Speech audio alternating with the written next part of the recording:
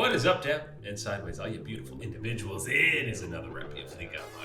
Mark here with you fine folks for another countdown type of FB. Today, we are looking at the 5 highest win percentages in a single split or tournament over the years. Obviously, this gets a little wishy-washy because formats are so different.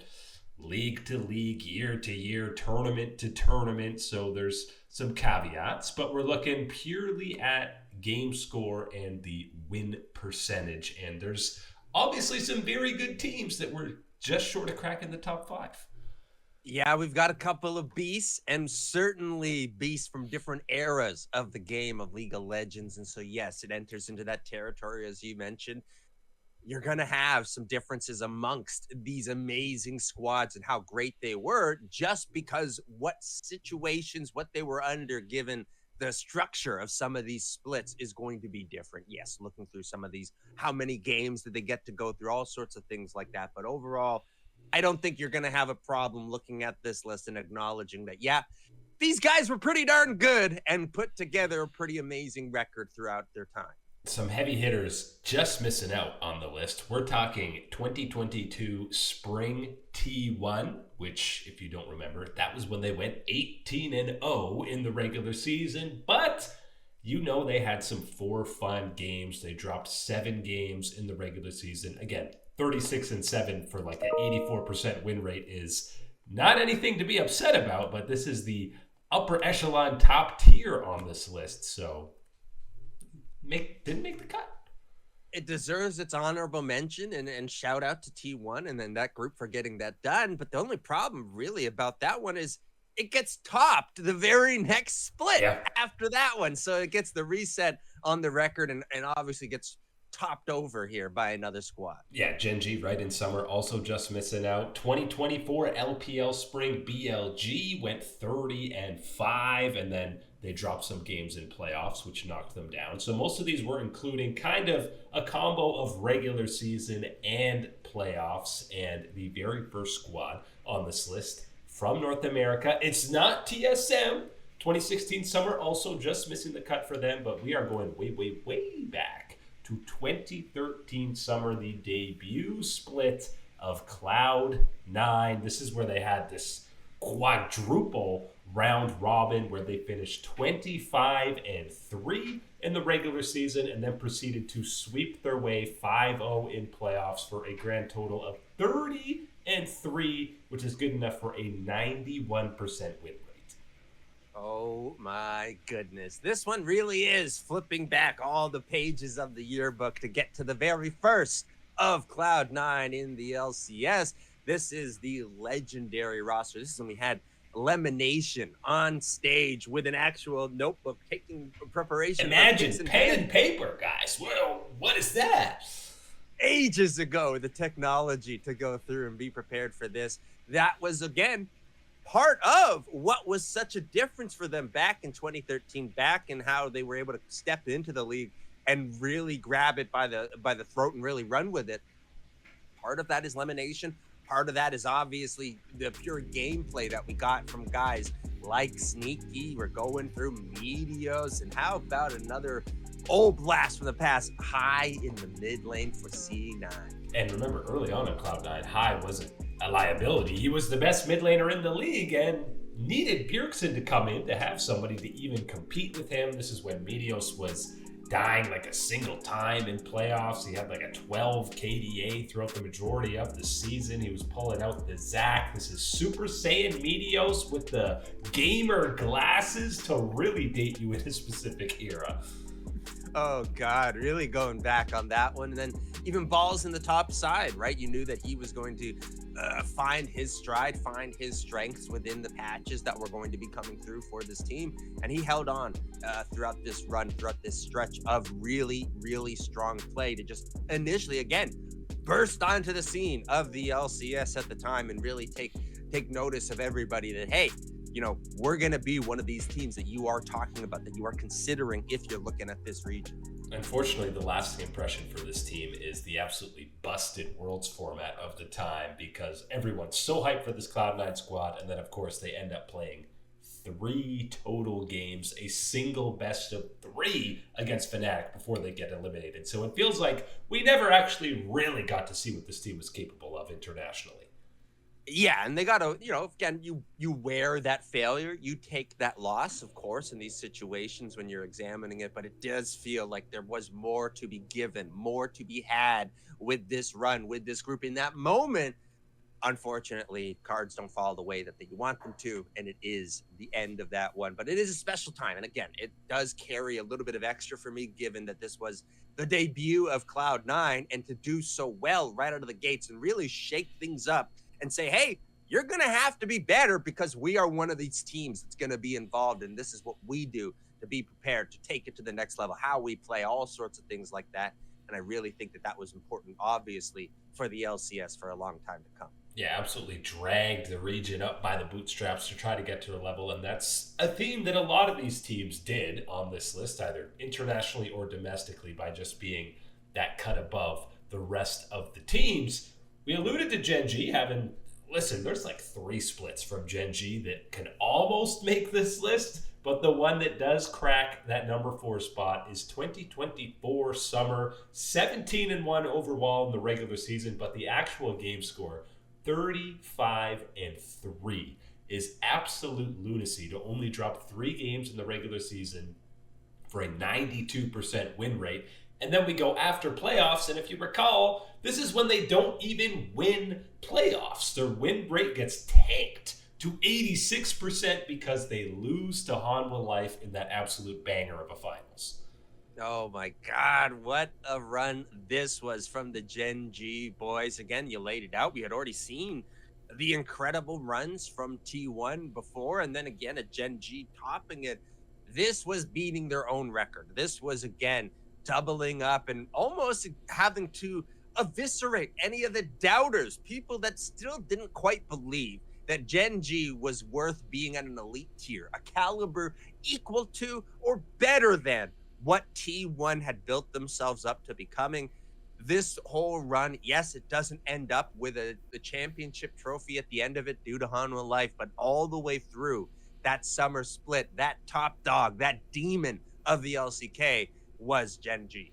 And look no further than, they were the entire first team All-Pro, all 5 members. Pays picked up Player of the Split for the Most Player of the Game awards, and Chovy ended up picking up MVP, and I don't think anyone was arguing any of those awards after the regular season.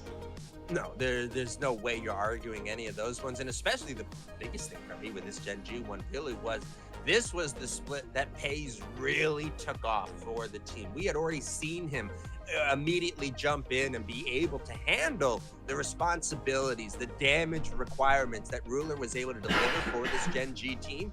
But this split was a whole nother level where you got to see the difference maker of not only, hey, you're replacing this guy, but we might like you more than this other guy because of some of the other things you're able to do, what you brought to the table for this team, that young energy, of course, as well. This was really a special run from Gen G. It is so bittersweet that it doesn't end up in that championship still, but it's one of those ones you look at these numbers, you look at the consistency of excellency from this team. It has to be recognized. And remember, this is coming into summer fresh off of an MSI win. Chovy's first international title, so maybe they were playing even more freely to only drop 3 games in the regular season after capturing that elusive MSI title.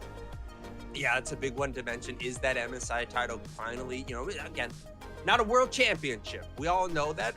All the guys on Gen G, they know that more than you and I know that type of situation. But it absolutely is at least that one international trophy in a cabinet. It's an accomplishment other than and a level above just getting the LCK championship trophies, which Gen G had become very familiar with accumulating over that little stretch. So yeah, I think that was an important little breather, a little bit of an extra pat on the back and a motivation to say, hey, you guys have already done this. You've already gotten over one of the hurdles. Let's keep the speed rolling. And again, a KT roster is another one that barely made this list, but this is fully the case. The curse of the first team All-Pro all being from one team. It happened at KT not winning finals. Happens to Gen G not winning finals. But again, a 43-7 overall record for a split that you don't win is maybe the craziest one on this list. I think you got to talk to one of the guys. Say someone's got to take a lame duck performance here, duck on to the tier 2 of the All-Pro team. Avoid the old curse of the Bambino action going on for Gen G. But yeah, regardless of how it ended, even with that, asterisk on whatever you want to put with this, the excellency and consistency that they showed throughout the entirety of that split needs to be recognized and again, studied by a lot of teams to try and find any bit of way to replicate it. The All-Pro curse apparently only applies to the LCK, because over in the LEC, we're going to 2015 Fnatic. This is the perfect 18-0 season. All 5 members are All-Pro members. Yellow Star picks up MVP. You add the playoff numbers for a grand total of 24-2. Those 2 losses coming in the finals against Origin, one of the best series of all time in Europe. 92.4% win rate for this Fnatic squad in summer. And remember, this is also a squad you can add to that resume. They made semifinals at MSI and semifinals at that year's World Championship. Oh, man, I think for a lot of people, myself included, this is my favorite EU team of all time. Right here, this is the one I always love to go back to. The vibes, the feel, the gameplay. It's got it all for me. I love this team. We're talking about, of course, Huni, Reignover, Febivin. This is the peak for me, or one of the peaks amongst the storied history of Fnatic. And when you go back to this one, I think, really just the run and how, again, the shortness of it, but the excellency that they were able to reach throughout this one. I think that they were fantastic, and you laid it out. The runs, the semifinals at MSI and the World Championship, they were still one of these teams that did contend, did push it at the international level. And you can talk about just a difference in level domestically. It really never felt like they were going to lose. Even in some of these games, okay, they fall behind in the regular season. You were never really doubting that Fnatic was going to come back in some way, shape, or form. This was the transition. They were good with basically the same roster in spring, but then Reckless comes and joins the squad in summer, and they just absolutely reach new heights. And Origin coming from challengers and testing them in finals was a story in its own right, but this Fnatic squad was just built different. We got that Tristana pentakill out of Reckless, some incredible play out of Yellow Star, and then, Huni and Reignover. Remember, in 2015, importing 2 Korean players that are unproven was unheard of, especially in Europe. And especially as young as these 2 were when they started out here with Fnatic and everything else. But this was really a very special situation, and how everything worked out for this team. You laid it out. Origin, H2K, those were the 2 other real competitors at the time in the LEC that did end up putting together reasonably good records throughout the same time. But it really is them, and then a massive difference between the top of Fnatic at the LEC level at that point. I really think that this was such a special one. You talk about Reckless jumping into the roster as well for summer. It really did feel special, the type of gameplay that you got to see from them, the vibes, the energy and attitude of this team. Very different than any other Fnatic team, I think, of the past. When you go to this one, a healthy contribution of that is, of course, just the energy Huni brings to whatever team he's going to be a part of. I really like this roster, and as you laid it out, you can look at the win percentage and you can really see that, again, anything else at the time, you can go to other regions, and really outside of one outlier later, there was nobody else that year that was dominating at the way that Fnatic was able to do so throughout the entirety of it. And again, we're looking specifically at the summer split in the LEC, but this team did compete internationally. At MSI, they took SKT to 5 games. They made it. They pretty easily took down EDG in the quarterfinals at World, so it wasn't just a case of weak region that they beat up on. They were clearly at an international level. At a time, this is years before G2 was making it to World Finals. We were used to getting beat up most of the time as Western squads whenever you hit that international scene, at least the last couple of years since Season 3 had kicked off for them. Unfortunately for Fnatic, there was an even more dominant and terrifying team in that same year, 2015. SKT in summer was nearly, again, on this list, just missed out on that win percentage, but we're bringing in the world Championship. The only one on this list that isn't a domestic run with an insane win percentage, SKT 15-1. A single loss. It didn't even come till finals against the Coup Tigers, which 15 out of 16 makes for a whopping 93.7% win rate at Worlds. And Mark, let's be honest, even when they lost that game to the Coup Tigers, it was never in doubt in any of these games at Worlds that SKT wasn't winning this event. This one felt like everyone else was playing a different game, and Faker was the only one allowed to play League of Legends. Was the way that this World's all played out, and that is, of course, the big storyline of it is Faker welcoming party, whatever you want to call it, showcase everything else for the whole world, the esports world included, and everything else, to really get that look that this guy is something else, something special, something extraordinary is happening here. And SKT, it wasn't just him that was carrying the load and making sure that there were good things happening. I want to make that very clear with how dominant this run was at the World Championship event. It wasn't just him, but he played a major part in every single time he stepped onto Summoner's Ring. Well, Marin is the guy who ends up picking up tournament MVP. Bang had a 73 KDA heading into the knockout round after group stage. And it did feel like, remember, 2014 SKT misses Worlds. They only have one World Championship at this point. So it really felt like 2015, these guys were trying to make a statement. Faker's trying to make a statement that, okay, you missed us for 1 year, but we run this game. We are the best team in the world, and obviously 2 straight World Finals after this. Okay, we got the message, guys.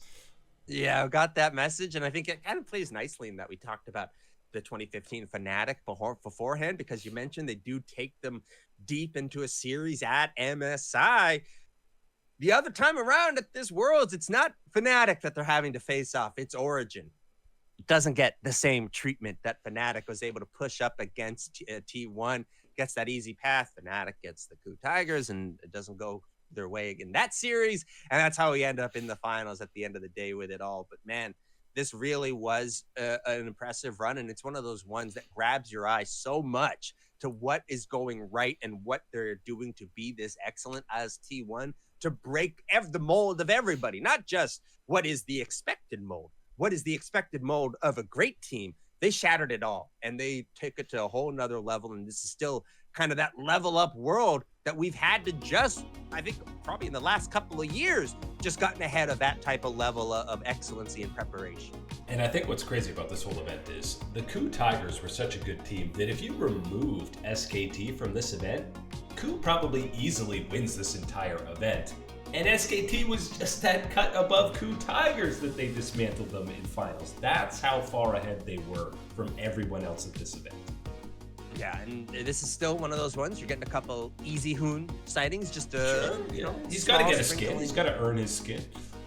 Of course, for the boys and everything else like that. But this is a special championship for T1, special moment within esports, kind of this fully arrival on the biggest of all stages for Faker type of moment for me. And you look at this run and how excellent it was.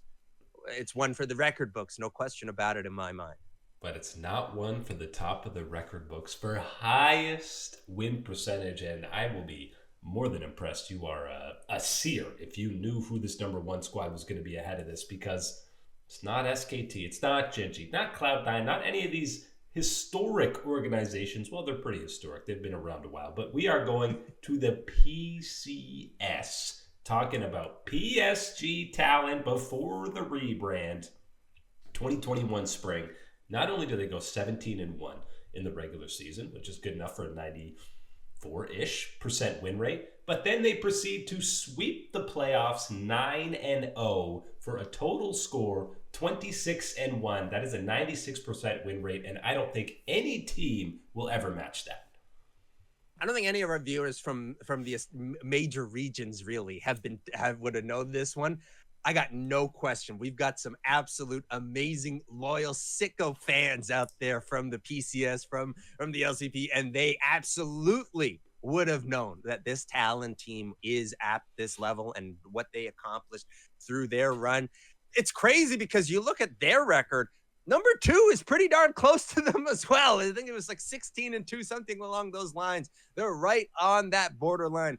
But it doesn't just stop at the end of the regular season for this PSG Talon team. They take it to a whole nother level once playoffs gets involved in this one, and we're looking at that win rate. And this is the River Maple era. Hanabi in the top lane. It was unified in Kai Wing. But if you remember, this is spring, so obviously they went to MSI after this. We had the issues where Unified couldn't suit up, so Doggo ends up being loaned to PSG Talon. And if you recall, they put a pretty damn good showing at MSI. They beat out Mad Lions and Cloud9 to finish third in that group and then give RNG all they can handle in quarterfinals.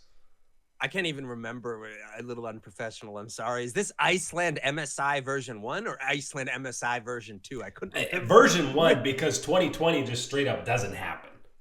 Okay, right. There we go. That's how it plays out. But yeah, that was part of it as well. But yes, this whole run that this Talon team went on and really kind of shaking everyone's expectation as well for what they would see from the region, and then what that region could, okay, sure, that's within the region, but what do you do internationally?